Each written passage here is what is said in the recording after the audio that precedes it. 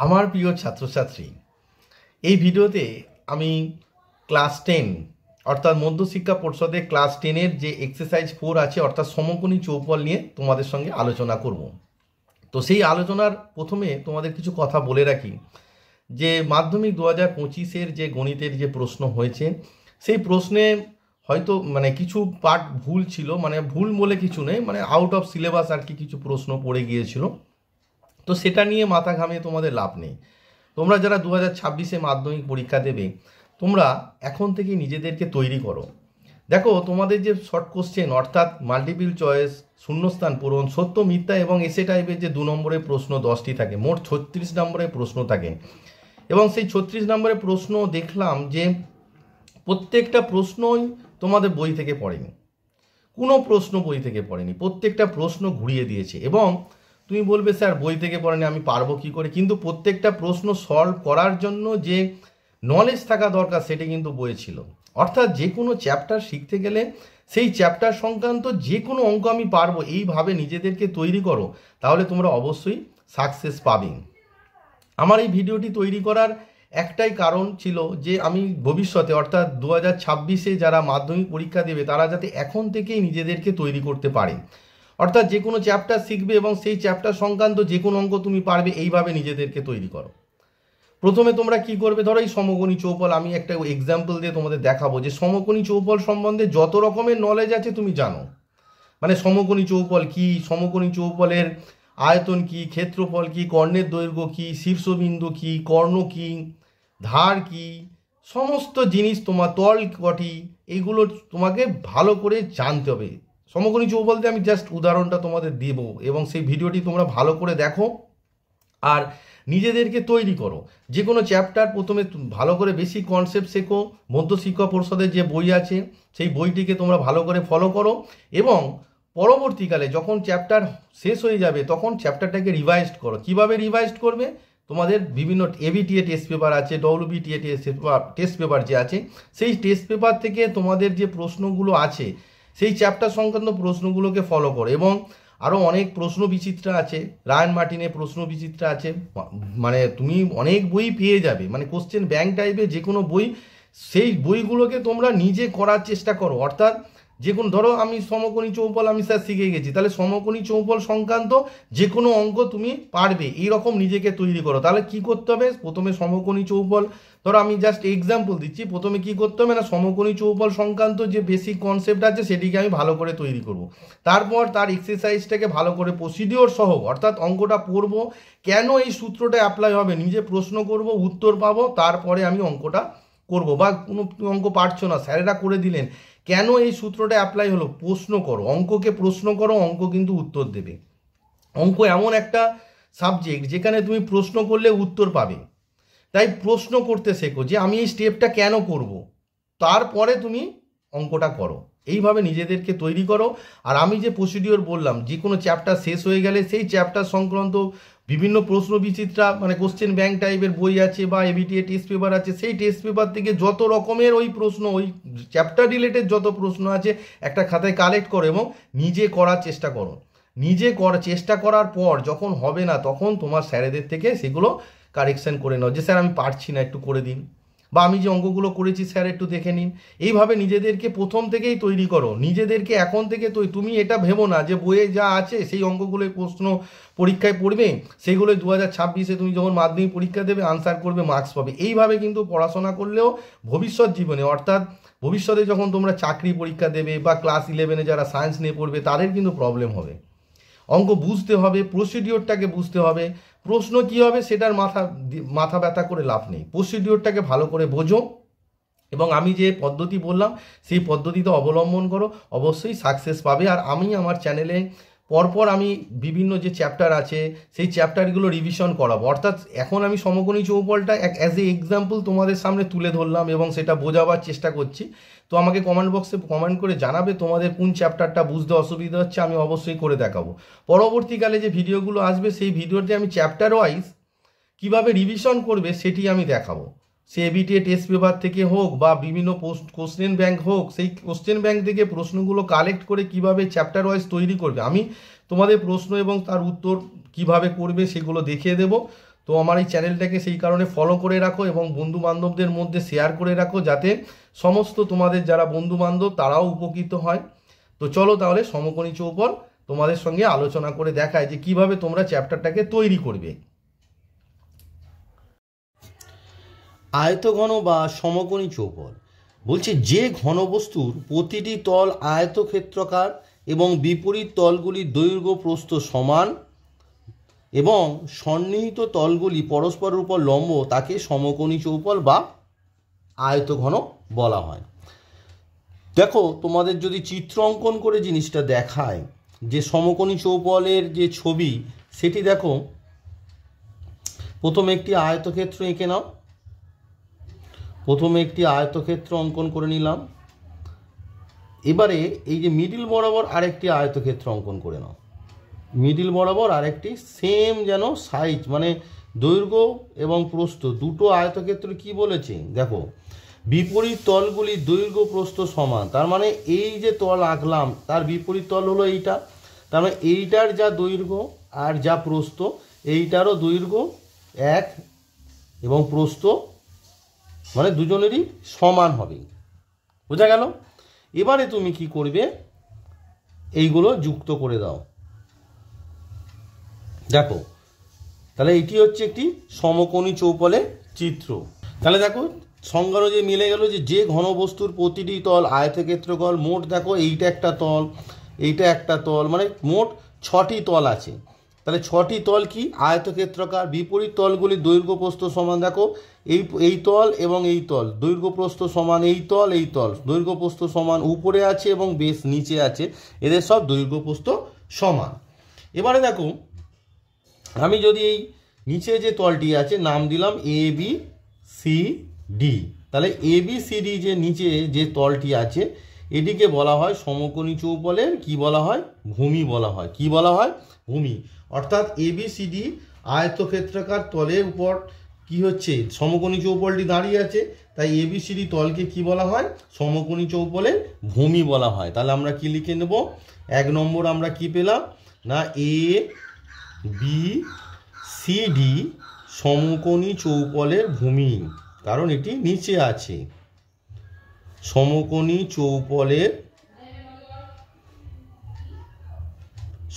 চৌপলের ভূমি হলো। এবারে হচ্ছে সমকোণী চৌপল, যেহেতু এটি একটি ঘনবস্তু মানে হচ্ছে 3 ডাইমেনশন। ঘনবস্তু মানে এটি কি 3 ডাইমেনশন, মানে 3 ডাইমেনশন কারা, যারা হচ্ছে একটি তলের উপর থাকে না। যেরকম এটি দেখো দৈর্ঘ্য আছে প্রস্থ আছে, মানে এই দৈর্ঘ্য প্রস্থ এই যে এটা আছে এটি একটি তলে আছে, কিন্তু উপরের পার্টটা কোথায় আছে, মানে এইটি হচ্ছে এক্স এক্সিসের উপর আছে, কিন্তু উপরের পার্টটা আছে জেড এক্সিসের উপর। তোমরা যদি বলো স্যার এক্সিসটা একটু দেখাবেন, দেখিয়ে দিতে পারি। এটাকে একটু বাড়িয়ে দাও, এটি হচ্ছে এক্স এক্সিস। এটিকে একটু বাড়িয়ে দাও, এটি হচ্ছে ওয়াই এক্সিস।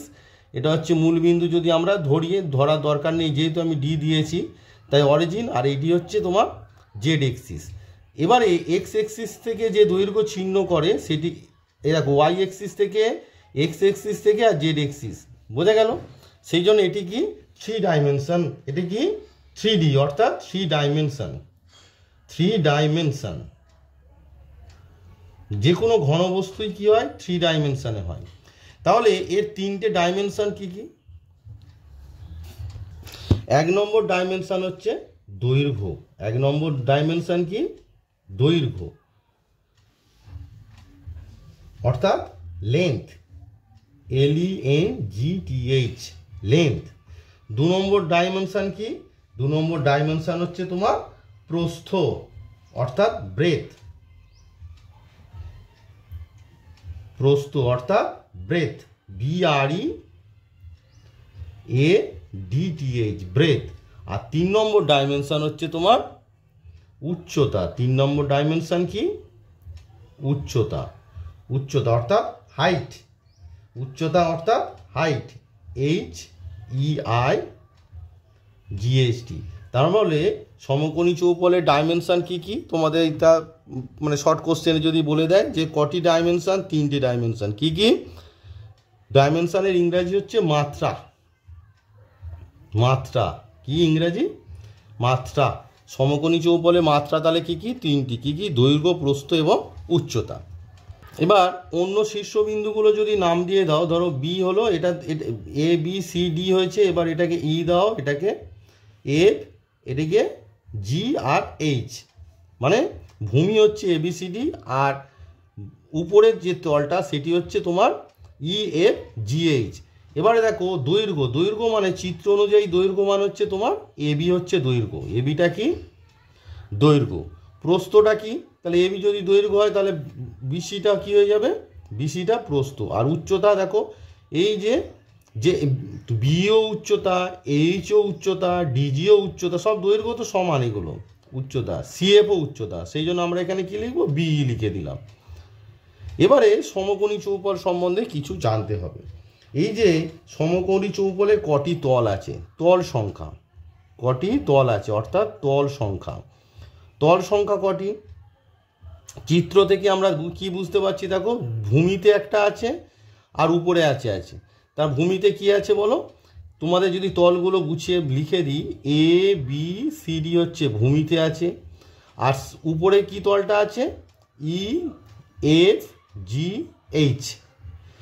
পাশে দেখো সামনে কি তল আছে? সামনে আছে তোমার A B E H, A B E H.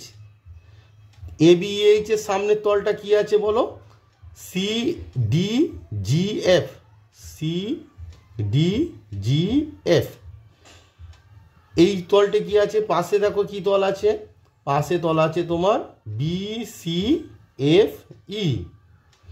R BC AB এর সামনের যে তলটা কি আছে তোমার? A D G H. তাহলে তল সংখ্যা কটি হলো তোমার?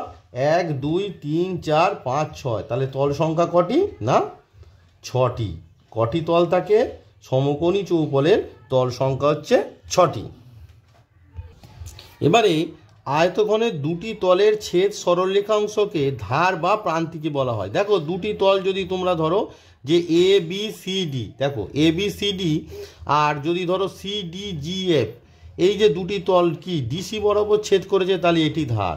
তাহলে মোট ধার কারা? দেখো এই যে এই লাইনগুলোকে ধার বলা হয়। তার মানে এ বি একটা ধার, বিসি একটা ধার, সিডি একটা ধার, এডি একটা ধার, এইচ একটা ধার, বি একটা ধার, সিএফ একটা ধার, ডিজি একটা ধার, এইচ ই একটা ধার, ইএফ এফ জি, আবার এফ জিএইচ জিএইচ। তাহলে মোট কটি ধার হলো? দেখো নিচে 4টি, উপরে 4টে, সাইডে 4টে, মোট 12টি ধার আছে। তাহলে ধার সংখ্যা কটি সমকোণী চৌপলের?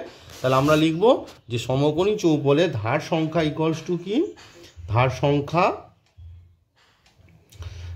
সংখ্যা ইকুয়ালস টু হচ্ছে 12টি। তাহলে মোট 12টি ধার আছে। তার মানে আমরা কি জানলাম? কি জানলাম? তল সংখ্যা 6টি আর ধার সংখ্যা 12টি। এরপর জানতে হবে শীর্ষবিন্দু। এবার দেখো আয়তঘনর যে চিত্র আছে, দেখো আয়তঘনর যে চিত্র আছে তার ধারগুলো, যে এই যে ধার, ধরো এ বি একটা ধার, আবার এইচ একটা ধার, তারা যে বিন্দুতে মিলিত হয় সেগুলোকে বলা শীর্ষবিন্দু। তার মানে প্রত্যেকটা ধার দেখো, তাহলে A B C D E F G H, তাহলে মোট এই যে বিন্দুগুলো আছে এগুলোকে কি বলা হয়? শীর্ষবিন্দু। তাহলে শীর্ষবিন্দু সংজ্ঞা যদি লিখতে হয় তাহলে আমরা কি লিখব? শীর্ষবিন্দু সংজ্ঞা আমরা লিখব যে আয়তঘনের ধারগুলি যে বিন্দুতে মিলিত হয় তাকে আয়তঘনের শীর্ষবিন্দু বলে। শীর্ষবিন্দু সংখ্যা কটি দেখে নাও? 1 2 3 4 5 6 7 8। শীর্ষবিন্দু সংখ্যা 8টি। তাহলে সেটি আমরা লিখে নিই। তাহলে আমি লিখে নিলাম যে আয়তঘনের ধারগুলি যে বিন্দুতে মিলিত হয়েছে তাকে শীর্ষবিন্দু বা ভার্টেক্স বলে। তাহলে ভার্টেক্সের সংখ্যা কটি? তাহলে আমাদের এখান থেকে চলে এলো, আমি বুঝিয়ে দিলাম একটু আগে যে শীর্ষবিন্দুর সংখ্যা সমান কটি? দেখো 1 2 3 4 5 6 7 8। কটি?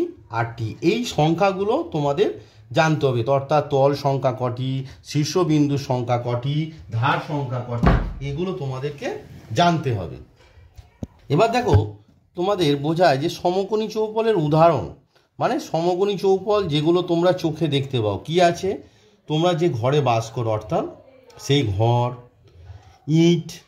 ইট দেখেছো, ইট হচ্ছে একটি সমকোণী চৌপল। তো যে ঘরে বাস করো ঘরের দিকে তাকাও, দেখো ভূমি আছে, মেঝেটা, মেঝের উপরে ছাদ আছে, তাহলে দুটো তল, আর চারটে দেওয়াল আছে, তাহলে 4 আর 2 6টি তল। ঘরের দেখো নিচের শীর্ষবিন্দু কি আছে, 4 কোণে 4টে আছে, আবার উপরেও 4টে কোণ আছে, তাহলে 4 এ 4 8টি।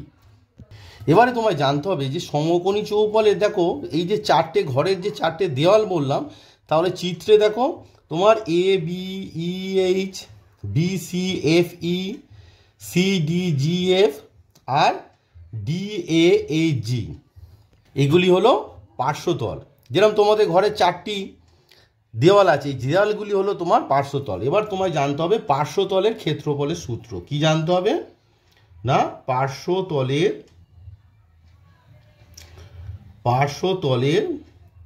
ক্ষেত্রফলের সূত্র। পার্শ্বতলের ক্ষেত্রফল হচ্ছে 2 ইন্টু দৈর্ঘ্য প্লাস প্রস্থ, 2 ইন্টু দৈর্ঘ্য প্লাস প্রস্থ ইন্টু উচ্চতা।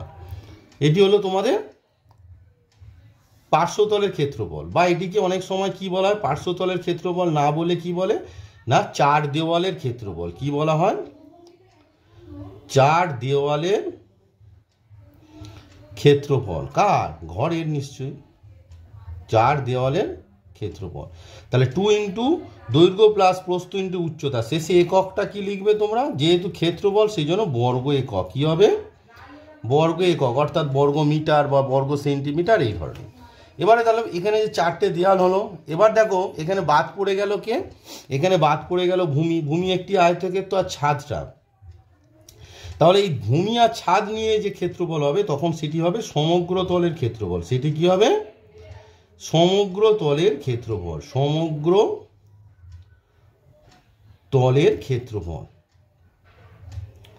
তো সমগ্র তলের ক্ষেত্রফল সমান তাহলে কি সূত্র না, সূত্রটা এরকম আছে, 2 ইন্টু দৈর্ঘ্য ইন্টু প্রস্থ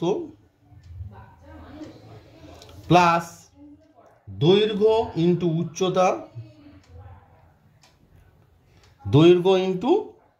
উচ্চতা, প্লাস প্রস্থ ইন্টু উচ্চতা। তাহলে সমগ্র তলের ক্ষেত্রফল কি হলো?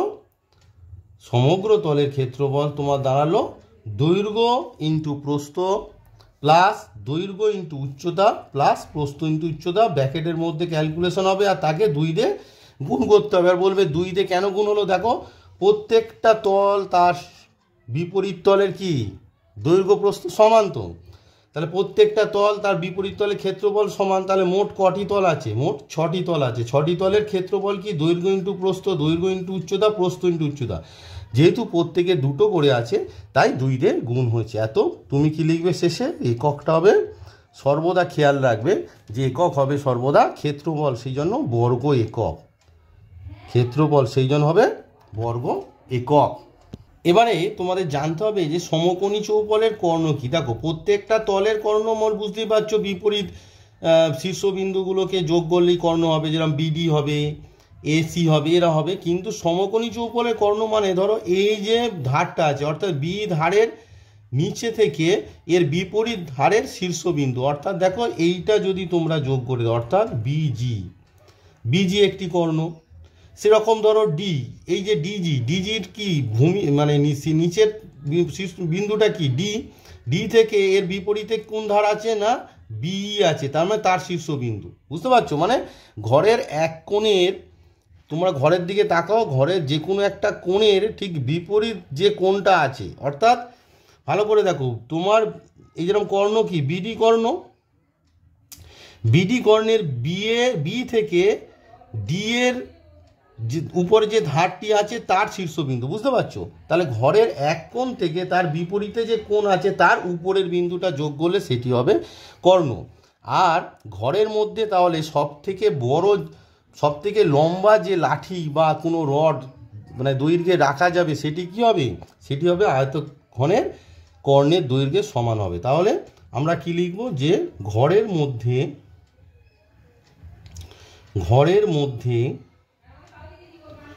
সব থেকে বড় দৈর্ঘ্যের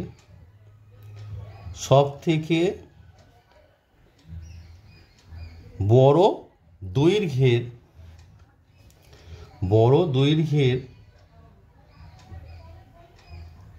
যে লাঠি বা রড রাখা যাবে, মানে দৈর্ঘ্য যার থাকবে রড রাখা যাবে, তার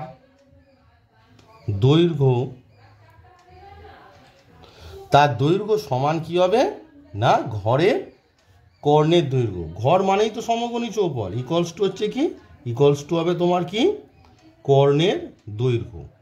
তাহলে কর্ণের দৈর্ঘ্য কখন লাগে না ঘরের মধ্যে সব থেকে, আর নিশ্চয়ই যেহেতু দৈর্ঘ্য সেই জন্য একক হবে, ঠিক আছে, শুধু একক মানে সেন্টিমিটার মিটার এই ধরনের। এবার হচ্ছে সমকোণী চৌপলে এবার কর্ণের দৈর্ঘ্যের সূত্রটা কি না কর্ণের দৈর্ঘ্য ইকুয়ালস টু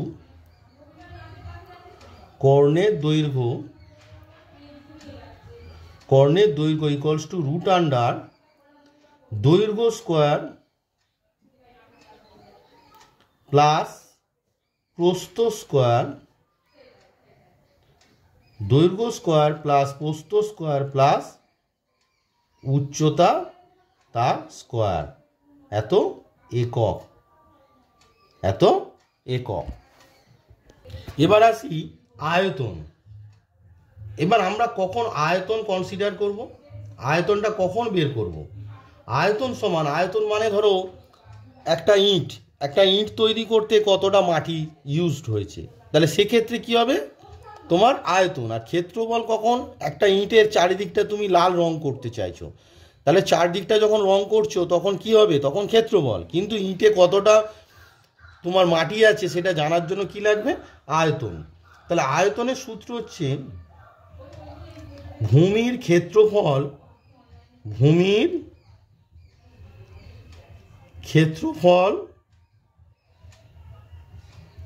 ইন্টু উচ্চতা। আয়তনের সূত্র কি, ভূমির ক্ষেত্রফল ইন্টু উচ্চতা, এত ঘন একক। এটি তোমরা লক্ষ্য করলে একটু বুঝবে, চিত্রটি তোমাদের চিত্রটি দেখাবো।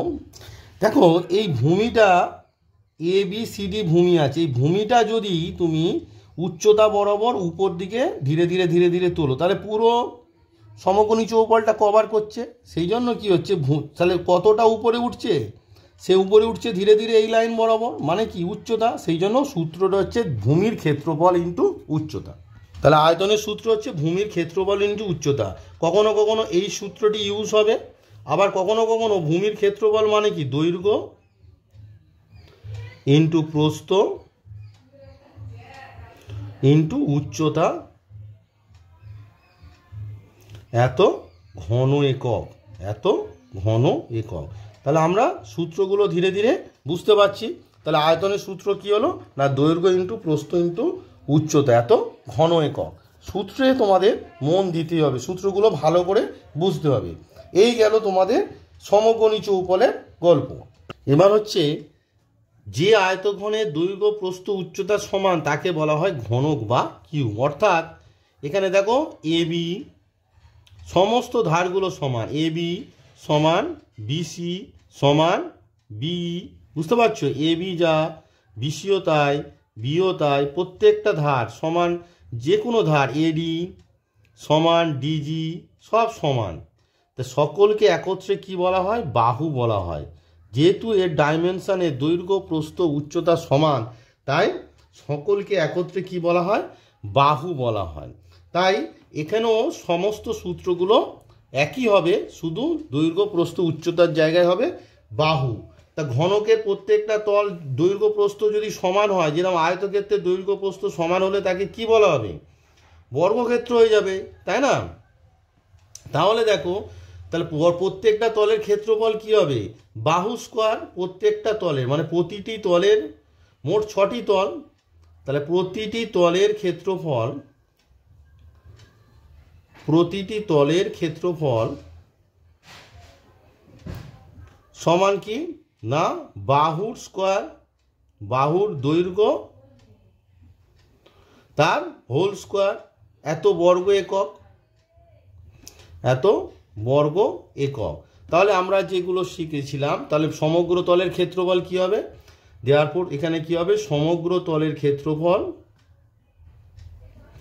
সমগ্র তলের ক্ষেত্রফল কটি তল, 6টি তল, সেই জন্য 6 ইন্টু বাহুর দৈর্ঘ্য, 6 ইন্টু বাহুর দৈর্ঘ্য তার স্কোয়ার বর্গ একক। বোঝা গেল ব্যাপারটা। তারপর কি, এটা 1 নম্বর হলো।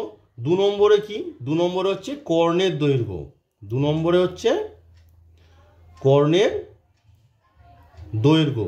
কর্ণের দৈর্ঘ্য কি হবে, কি ছিল ওখানে, রুট আন্ডার দৈর্ঘ্য স্কোয়ার প্রস্থ স্কোয়ার উচ্চতা স্কোয়ার, তা সবই তো বাহু, তার মানে বাহু স্কোয়ার বাহু স্কোয়ার বাহু স্কোয়ার, তাহলে রুট আন্ডার 3 বাহু স্কোয়ার, 3টা রুটের ভিতরে থাকবে কিন্তু বাহু স্কোয়ারটা রুটের বাইরে চলে গিয়ে কি হবে, তার মানে √3 ইন্টু বাহুর দৈর্ঘ্য হচ্ছে কর্ণের দৈর্ঘ্য। বোঝা গেল ব্যাপারটা।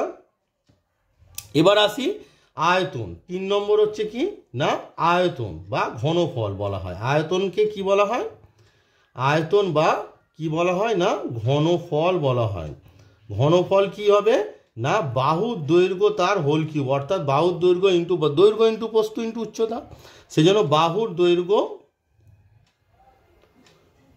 দৈর্ঘ্য তার হোল কিউব। এখানে এককটা কি হবে তোমার, ঘন একক। কি হবে, ঘন একক। বোঝা গেল। তাহলে ঘনকের তোমার 3টে সূত্র আমরা বের করে পেলাম। সমগ্র তলের ক্ষেত্রফল হচ্ছে 6 ইন্টু বাহুর দৈর্ঘ্য স্কোয়ার, কর্ণের দৈর্ঘ্য হচ্ছে √3 ইন্টু বাহুর দৈর্ঘ্য একক, আর আয়তন হচ্ছে বা ঘনফল হচ্ছে বাহুর দৈর্ঘ্য ঘন একক। এবার তোমাকে জানতে হবে যে কখন কর্ণের দৈর্ঘ্য, বললাম সব থেকে বড় দৈর্ঘ্যের রড বা লাঠি বা বাঁশ যা বলো একটা ঘরের মধ্যে রাখতে গেলে যে দৈর্ঘ্য সেটি হচ্ছে কর্ণের দৈর্ঘ্য। ক্ষেত্রফল মানে হচ্ছে, এটা ধরো ইঁটকে 4 ধারটা রং করছো, বা একটা ঘর আছে, ঘরের প্লাস্টার করছো, তো সেক্ষেত্রে বা ঘরটা রং করছো, কতটা জায়গা রং করছো, গাগুলো রং করছো, সেক্ষেত্রে ক্ষেত্রফল। কিন্তু যদি বলা হয় একটা ইঁট তৈরি করতে কতটা মাটি আছে, তখন লাগবে ঘনফল। বা একটা চৌবাচ্চা হয় না, বাড়িতে চৌবাচ্চা থাকে, চৌবাচ্চায় কতটা জল আছে, সেক্ষেত্রে আয়তন লাগে। মাধ্যমিকের যে রকম প্রশ্ন দেখছি, মানে 2025-এর ম্যাথের যে প্রশ্ন হয়েছে, মানে তোমাদের প্রত্যেকটা চ্যাপ্টার বেসিক কনসেপ্ট, অর্থাৎ এই যে তোমাদের সূত্রগুলো শেখালাম, এগুলো ভালো করে জানতে হবে। এবার চলো তোমাদের অঙ্ক করে দেখায়। অঙ্কটা পরীক্ষা হয়তো আসবে না, একটু ঘুরিয়ে দেবে, কিন্তু যে প্রসিডিওরগুলো আছে সেইগুলোকে তোমরা লক্ষ্য করো। অঙ্কটা কেন আমি এই স্টেপটা করব, কেন আমি ক্ষেত্রফলের সূত্র লিখব, কেন আমি আয়তনের সূত্র লিখব, কেন আমি কর্ণের দৈর্ঘ্যের সূত্র লিখব, সেগুলো বোঝাটা খুব দরকার। তাই অঙ্কটাকে ভালো করে পড়ে বুঝতে হবে যে কী সূত্র লাগে। চলো তাহলে স্টার্ট করা যায়। তো ক্লাস 10-এর কোষে দেখি 4, পেজ নাম্বার 74-এর প্রথম যে অঙ্কটা বলেছে যে আমার পরিবেশের 4টি আয়তঘনকার এবং 4টি ঘনক আকার বস্তুর নাম লিখে, এগুলো তোমরা লিখে ফেলবে। 4টি বলো, আয়তঘনকার কী হবে, ইট আছে, তাই না, তোমাদের ঘর আছে, চৌবাচ্চা আছে, এই ধরনের উদাহরণ দেবে। ঘনক লুডোর ছক্কা হয়, তাই না, এই ধরনের জিনিসগুলো অতটা ইম্পর্টেন্ট নয়, তবে দেবে।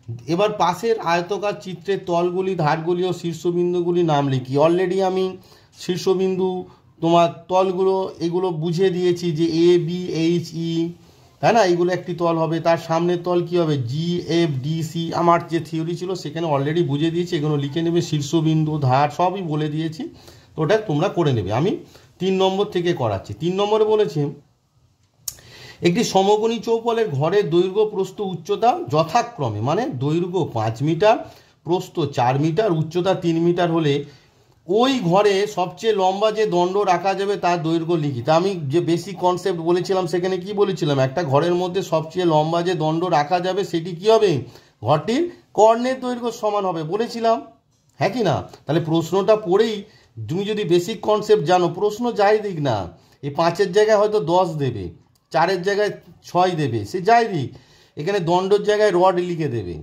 প্রশ্ন যে বলে না যে স্যার বই থেকে কিছু পড়ে না, আরে বইয়ের তোমার বেসিক কনসেপ্ট আর প্রসিডিওরটা তো থাকে, তাহলে চাপের কিছু হয় না। তাহলে প্রশ্নটা পড়েই আমি বুঝে গেলাম যে এখানে কি ঘরের কর্ণের দৈর্ঘ্য বের করতে। কারণ থিওরিতে আমি বলেছি যে একটা ঘরের মধ্যে সবচেয়ে লম্বা যে দণ্ড রাখা যাবে তার দৈর্ঘ্য হচ্ছে ঘরটি কর্ণের দৈর্ঘ্য। তাহলে প্রথমে আমরা বের করব কি, ভিডিওটা দেখার সময় তোমরা কিন্তু অবশ্যই বইটা কাছে রাখো, তাহলে সুবিধা হবে। তাহলে প্রথমেই আমরা বের করব যে ঘরটির কর্ণের দৈর্ঘ্য। তাহলে 3 নম্বরের অঙ্কে প্রথমে আমরা কি লিখব, যে ঘরটির কর্ণের দৈর্ঘ্য। ঘরটির কর্ণের দৈর্ঘ্য। তো কর্ণের দৈর্ঘ্য এটা কি, দৈর্ঘ্য প্রস্থ উচ্চতা অসমান, তাহলে এটি কি সমকোণী চৌপল। তাহলে ঘরটির কর্ণের দৈর্ঘ্য সূত্রটা দরকার একবার লিখে নেবে, তাহলে কি হবে বুঝতে সুবিধা হবে। কি সূত্রটা, না দৈর্ঘ্য স্কোয়ার প্লাস প্রস্থ স্কোয়ার প্লাস উচ্চতা তার স্কোয়ার। তো দেখো এখানে তোমার দৈর্ঘ্য কি দেওয়া আছে, তোমার বইটা খুলে দেখতে পাবে দৈর্ঘ্য আছে 5, তাহলে 5 স্কোয়ার। প্রস্থ কত আছে দেখো, বইটা খুলে দেখো 4 স্কোয়ার। আর উচ্চতা আছে কত, 3 স্কোয়ার। এককটা কি হবে, এককটা যেহেতু বইয়ে মিটার আছে তাই মিটার হবে। উচ্চতা মানে কর্ণের দৈর্ঘ্য একটা দৈর্ঘ্য, তাই এর একক কি হবে, মিটার হবে। তাহলে রুট আন্ডার 5 স্কোয়ার মানে কত, 25। 4 স্কোয়ার মানে 4 4 16, আর 3 স্কোয়ার মানে কত, 9, এত মিটার। 25 16 9 যোগ করলে কত হয় দেখো, 50 হয়। কারণ 16 আর 9 যোগ করলে 25, 25 25 50। 50 মানে কত দেখো, লিখতে পারো তোমরা 2 × 25 লিখতে পারো। তো 25টা রুটের বাইরে গেলে 5 √2, এত কি হলো মিটার। তাহলে 5√2 মিটার হলো কর্ণের দৈর্ঘ্য। আর কর্ণের দৈর্ঘ্য যা, অতএব তোমাদের প্রশ্নে ছিল ওই ঘরে সবচেয়ে লম্বা যে দণ্ড রাখা যাবে, অতএব ওই ঘরে সবচেয়ে লম্বা যে দণ্ড রাখা যাবে, অতএব ওই ঘরে সবচেয়ে লম্বা যে দণ্ড রাখা যাবে, সবচেয়ে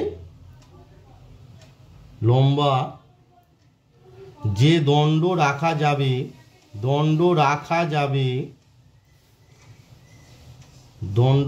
যাবে তার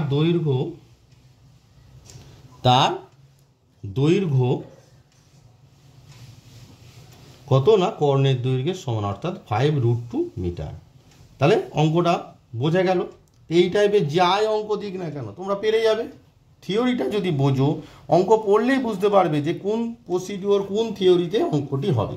নেক্সট 4 নম্বরে বলেছে, একটি ঘনকের একটি তলের ক্ষেত্রফল 64 বর্গমিটার হলে ঘনকটির আয়তন হিসাব করে লিখি। তাহলে অঙ্কটাকে আগে প্রশ্ন করো যে আমায় বের করতে হবে ঘনকের আয়তন। ঘনকের আয়তনের সূত্র কি, বাহুর দৈর্ঘ্য তার হোল কিউ। তার মানে ঘনকটির বাহুর দৈর্ঘ্য লাগবে।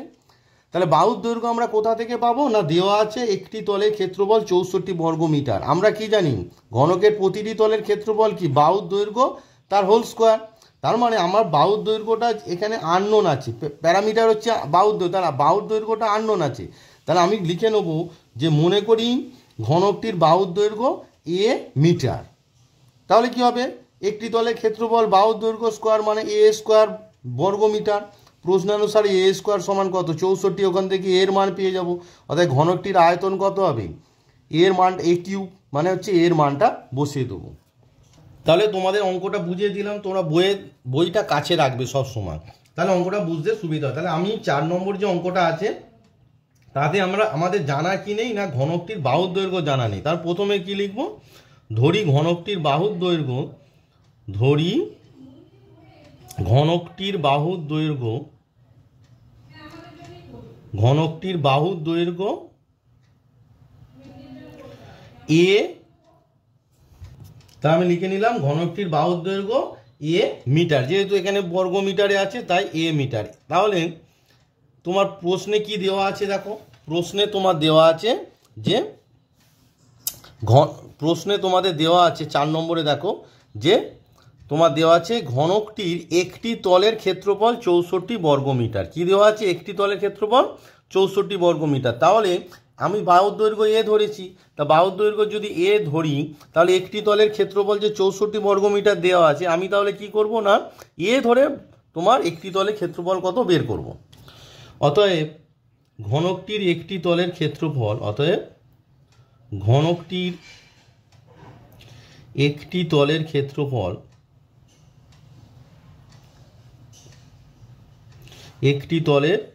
ক্ষেত্রফল আমরা কি জানি, বাহুর দৈর্ঘ্য তার স্কোয়ার।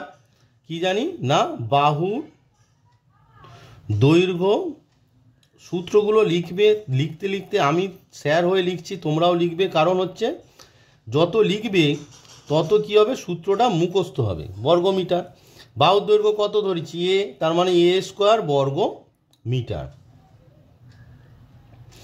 অতএব প্রশ্নানুসারে এটা সমান কত হবে, 64 হবে। অতএব প্রশ্নানুসারে আমরা এবার লিখবছি, প্রশ্নানুসারে তোমার হবে এ স্কোয়ার সমান কত হবে না 64 হবে। দেওয়ার পর স্কোয়ারটা যদি তুলে দিই ওদিকে কি হবে, স্কোয়ার রুট হয়ে যাবে।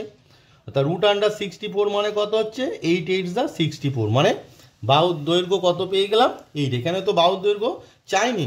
এবার বলবে স্যার এই যে স্কোয়ার উঠে গেলে তো প্লাস মাইনাস হয়, দৈর্ঘ্য কোনোদিন নেগেটিভ হয় না, সেই জন্য এখানে প্লাস মাইনাস হয়নি।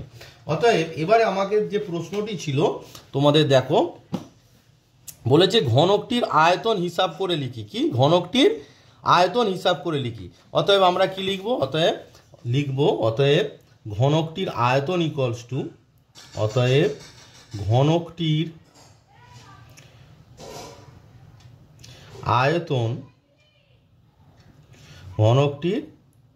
আয়তন ইকুয়ালস টু কি আমরা জানি, বাহুর দৈর্ঘ্য তার হোল কিউব। সূত্রগুলো পরীক্ষার খাতায় লিখতে হবে না, তোমাদের মনে রাখার জন্য, বোঝার জন্য আমি জাস্ট লিখছি। এত ঘন মিটার হবে এখানে, যেহেতু এককটা মিটার আছে, তাহলে বাহুর দৈর্ঘ্য কত বেরিয়েছে আমার 8, তার মানে 8 তার হোল কিউব ঘন মিটার, 8 তার হোল কিউব ঘন মিটার। তাহলে 8-এর কিউব মানে হচ্ছে 3টে 8-এর গুণফল, আর 2টো 8 গুণ, 3টে 8-এর গুণফল দেখো 8 ইন্টু 8 ইন্টু 8, তার মানে 2টো 8 গুণ করলে কত 64 ইন্টু 8, তার মানে 8 দিয়ে মাল্টিপ্লাই করলে কত হচ্ছে 4 8 দা 32, মানে 2 হাতে 3 আছে, 6 8 দা 48 আর 3 হচ্ছে 51, মানে কত দাঁড়ালো না ইকুয়ালস টু তোমার হলো 512 ঘন মিটার। বোঝা গেল ব্যাপারটা? তার মানে দেওয়া ছিল তোমার একটি তলের ক্ষেত্রফল, সেখান থেকে আমি ঘনকটির আয়তন পেয়ে গেলাম 512 মিটার। এবারে তোমাদের যে ধার সংখ্যা তল সংখ্যা বোঝাচ্ছিলাম, এই ভিডিওর লাস্ট অঙ্ক আমি করব যে তোমাদের কোথায় কাজে লাগে অ্যাকচুয়ালি। কারণ তোমাদের যেটি হচ্ছে বুঝতে হবে যে প্রশ্ন খুবই এখন মানে বেসিক কনসেপ্টের উপর প্রচুর প্রশ্ন পড়ছে। তোমাদের 25 নম্বরে একটি অঙ্ক আছে, সেখানে সেটি আমি আগে করব।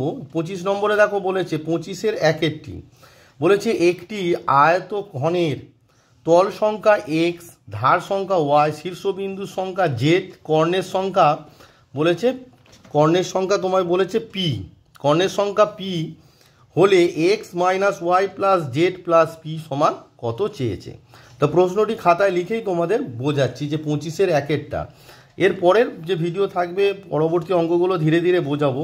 আশা করি আমি যেভাবে তোমাদের শেখালাম এতে তোমরা নিজেরা করবে, নিজেরা করলে অঙ্ক শিখতে পারবে এবং পরীক্ষার খাতাও করতে পারবে। কারণ বইয়ের অঙ্ক হুবাহু পড়ছে না এখন, আর ওইভাবে কোশ্চেন হওয়া উচিত নয়। তুমি কি শিখলে সেইটার উপরেই অ্যাপ্লিকেশান, মানে আমি আয়তঘন শিখলাম মানে আয়তঘন যে কোনো অঙ্ক করতে পারবো, এই রূপে শেখো। তো চলো 25-এর 1-এরটা তোমাদের করে দেখায়।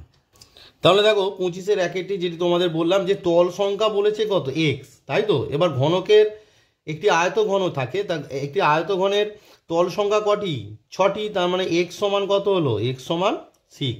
ধার সংখ্যা কত আছে y, আমি কি শিখেছি ধার সংখ্যা কটি, নিচে 4টি উপরে 4টে সাইডে 4টে, মানে কত হলো বলো, নিচে 4টে উপরে 4টে, মানে ছাদের পোর্শন যেটা হয় সেটি 4টে, আর দেওয়ালে 4টে, তার মানে কত হলো ধার সংখ্যা y সমান কত হলো 12। শীর্ষবিন্দুর সংখ্যা z, শীর্ষবিন্দু নিচে 4টে উপরে 4টে, কটি 8টি। কর্ণের সংখ্যা, কর্ণের সংখ্যাটা বলা হয়নি, যে আমি যে ছবিটা আঁকলে বুঝতে পারবে, ছোট করে ছবি এঁকে তোমাদের বুঝিয়ে দিচ্ছি।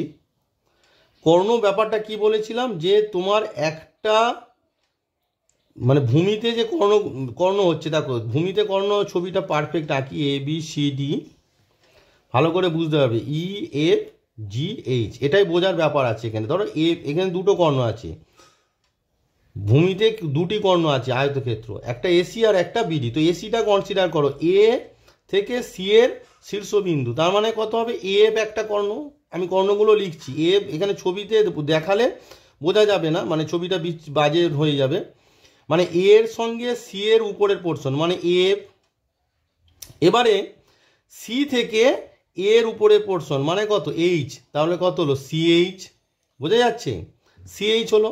সিমিলারলি বিডি কর্ণ আছে, বি থেকে ডি এর উপরে পোর্শন মানে কত হবে বলো?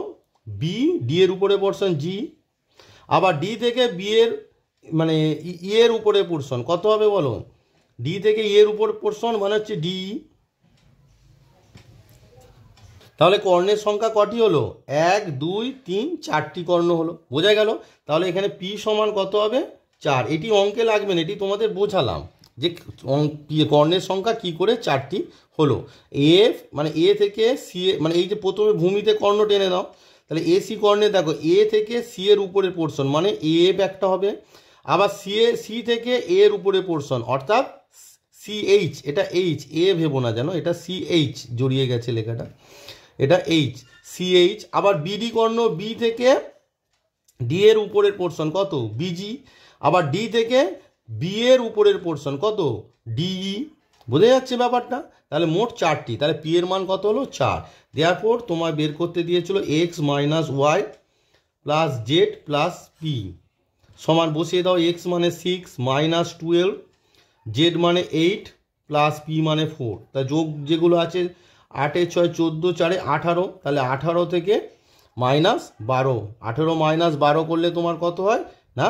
6। তার মানে X minus Y plus Z plus P সমান 6। এই ধরনের প্রশ্ন তোমাদের পরীক্ষায় আসে। 2025-এর যে মাধ্যমিক কোশ্চেন দেখো, সেখানে তোমার 3-এর দাগের 2-এর যে প্রশ্নটি আছে, শঙ্কুর আয়তন এক্স, ভূমির ক্ষেত্রফল ওয়াই, উচ্চতা জেড হলে এক্স বাই ওয়াই জেডের মান 3 হবে। এটি সত্য না মিথ্যা, মানে সত্য মিথ্যার প্রশ্ন ছিল, তোমাকে লিখতে দিয়েছিল। যদিও এটি শঙ্কু সংক্রান্ত প্রশ্ন, তবুও আমি বলছি যে শঙ্কু হলেও এটিতে আয়তঘন এই ধরনের প্রশ্ন দিয়ে দেবে। যে এখানে যেরকম দেখো শঙ্কুর আয়তন এক্স, ভূমির ক্ষেত্রফল ওয়াই, উচ্চতা জেড হলে এক্স বাই ওয়াই জেডের মান 3 হবে, এটি সত্য না মিথ্যা দিয়েছিল। তো এই ধরনের প্রশ্ন আর কি তোমাদের আসে, সেই জন্য বলছি যে এটা আয়তঘন দিয়েও ওটা আসতেই পারে, তাহলে শঙ্কুর পড়েছে যখন আয়তঘন আসতেই পারে। তো এই ধরনের প্রশ্ন তোমরা তৈরি করে রাখবে। এবারে দেখো তোমাদের 5 নম্বর যে প্রশ্নটি আছে, 5 নম্বরে দেখতে পাচ্ছ যে আমাদের বকুলতলা গ্রামে 2 মিটার চওড়া এবং 8 ডেসিমিটার গভীর একটি খাল কাটা হয়েছে। যদি মোট 240 ঘনমিটার মাটি কাটা হয়ে থাকে তবে খালটি কত লম্বা হিসাব করে লিখি। তাহলে অঙ্কটা প্রশ্ন থেকে কি বুঝছো? আমি কি বলেছিলাম? কতটা মাটির প্রয়োজন, তার মানে খালটির আয়তন বের করতে হবে। এবার খালটির আয়তনের সূত্র কি? খালটি একটি সমকোণী চৌপল টাইপের, তার মানে আয়তনের সূত্র দৈর্ঘ্য ইন্টু প্রস্থ ইন্টু উচ্চতা। এখানে এবার কি দেওয়া আছে দেখো, গ্রামের 2 মিটার চওড়া, চওড়াটা কি? প্রস্থ। 8 ডেসিমিটার গভীর, গভীরতা মানে এখানে যেহেতু নিচের দিকে সেই জন্য গভীর লিখেছে, এটা অ্যাকচুয়ালি গভীরতা মানে এখানে উচ্চতার জায়গায় এটি গভীরতা হবে। তাহলে খালটি কাটা হয়েছে, যদি মোট এত ঘনমিটার কাটা হয়ে যায়, খালটি লম্বা, লম্বা মানে এখানে দৈর্ঘ্য, বুঝতে পারছো তো? খালের ক্ষেত্রে তার দৈর্ঘ্য প্রস্থ উচ্চতা হয় না, যেটা লম্বা সেটা হয় দৈর্ঘ্য, যেটা চওড়া সেটা হয় প্রস্থ, আর যেটা গভীরতা সেটা হয় উচ্চতা। তার মানে আমরা খালটি কত লম্বা জানি না, তাহলে মনে করি খালটি এক্স ডেসিমিটার লম্বা। এবার তোমাকে যেটা দেওয়া আছে দেখো, এখানে মিটার দেওয়া আছে, বুঝতে হবে। এবার মিটারটাকে তোমাকে কি করতে হবে, দেখো এখানে মিটার আছে, 8 ডেসিমিটার আছে, কিন্তু আয়তনটা দেওয়া আছে 240 ঘনমিটার। কি দেওয়া আছে? 240 ঘনমিটার। তার মানে সবাইকে তোমার মিটারে নিয়ে যেতে হবে, অর্থাৎ 8 ডেসিমিটারটাকে তোমার আগে মিটারে নিয়ে যেতে হবে। প্রথমে আমরা কি লিখে নেবো 5-এরটা, সবাই বইয়ের দিকে তাকাও, যে বলেছে খালটি কত লম্বা। তাহলে আমি প্রথমে করে নেবো কি, মনে করি খালটি এক্স মিটার লম্বা, মনে করি খালটি এক্স মিটার লম্বা। তাহলে খালটি কত না এক্স মিটার লম্বা আমরা ধরে নিলাম, মিটার লিখলাম কারণ আয়তনটা তোমার দেওয়া আছে মিটারে। এবারে প্রদত্ত খালটি কতটা চওড়া, খালটি কতটা চওড়া না 2 মিটার চওড়া। প্রদত্ত খালটি 2 মিটার চওড়া, 2 মিটার চওড়া। আর তোমার খাল এবং তোমার খালটির গভীরতা এবং খালটির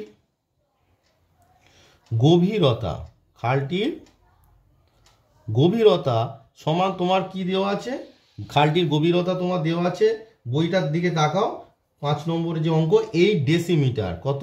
8 ডেসিমিটার। তার ডেসিমিটার থেকে মিটারে নিয়ে যেতে গেলে কি 10 দিয়ে ভাগ করতে হবে, তার মানে কত লিখবো? 8/10 মিটার। অতএব খালটির আয়তন কত? অতএব খালটির আয়তন মানে খালটি থেকে যে মাটি তোলা হচ্ছে খালটির আয়তনের সমান মাটি তোলা হয়তো, সেই জন্য এখানে বলেই দিয়েছিলাম আমি যে একটা ইট তৈরি করতে কতটা মাটি লেগেছে, তখন আয়তন লাগে। এবার একটা খাল থেকে যখন মাটি তুলছো মানে কি লাগবে? তখন তার কি লাগবে? আয়তন লাগবে। অতএব খালটির আয়তন সমান কি? আয়তনের সূত্র তোমার জানো, দৈর্ঘ্য প্রস্থ উচ্চতা, কিন্তু খালের ক্ষেত্রে লিখবো আমরা আয়তনের সূত্র লিখবো দৈর্ঘ্য ইন্টু প্রস্থ ইন্টু উচ্চতা, কিন্তু এখানে কিন্তু উচ্চতাটা বসবে না, এখানে দৈর্ঘ্য মানে তোমার লিখলাম সূত্রটা তোমাদের বোঝানোর জন্য। খালটির ক্ষেত্রে লম্বা কতটা, দৈর্ঘ্য এক্স, প্রস্থ মানে কতটা চওড়া, কত 2, আর উচ্চতা মানে কতটা গভীরতা, গভীরতার হচ্ছে এখানে উচ্চতা কত? 8/10, এত ঘন মিটার। পরীক্ষার সময় সূত্র না লিখলেও হবে, সূত্র লিখলে কি হয় একটু বুঝতে সুবিধা হয়। অতএব প্রশ্নানুসারে তোমার এইটা সমান কত দেওয়া আছে? এইটা সমান দেখো তোমার বইটা একবার দেখিয়ে দিচ্ছি আমি, যে 5 নম্বরে দেখো যদি মোট 240 ঘন মিটার, দেখো কি বলেছে 5এরটা, মোট তোমার দেখো যদি মোট 240 ঘন মিটার মাটি কাটা হয়, তার মানে আয়তনটা কত হবে? 240 হবে। তার মানে আমার যেটা বের হলো সেটা সমান কত হবে? 240। অতএব আমরা লিখব প্রশ্নানুসারে, অতএব আমরা লিখব প্রশ্নানুসারে x ইন্টু 2 ইন্টু 8/10 সমান কত? না 240, 240। দেওয়ার পর x সমান কত হবে? x সমান হবে দেখো 240-এর সঙ্গে 10 গুণ হবে, আর নিচে বসবে 2 ইন্টু 8, 8 দিয়ে কাটো, 3 আসতে 24, 30, আর 2 দিয়ে কাটলে কত হচ্ছে? 15। তাহলে 15 ইন্টু 10 সমান কত হয়ে গেল? 150। তাই এক্সটা কি ধরেছিলাম? এক্সটা ধরেছিলাম যে কি খালটি এক্স মিটার লম্বা ধরেছিলাম, অতএব উত্তরটা কি হবে? খালটি এক্স এর মান কত? 150। অতএব আমরা উত্তর লিখবো খালটি 150 মিটার লম্বা। অতএব খালটি 150 মিটার লম্বা।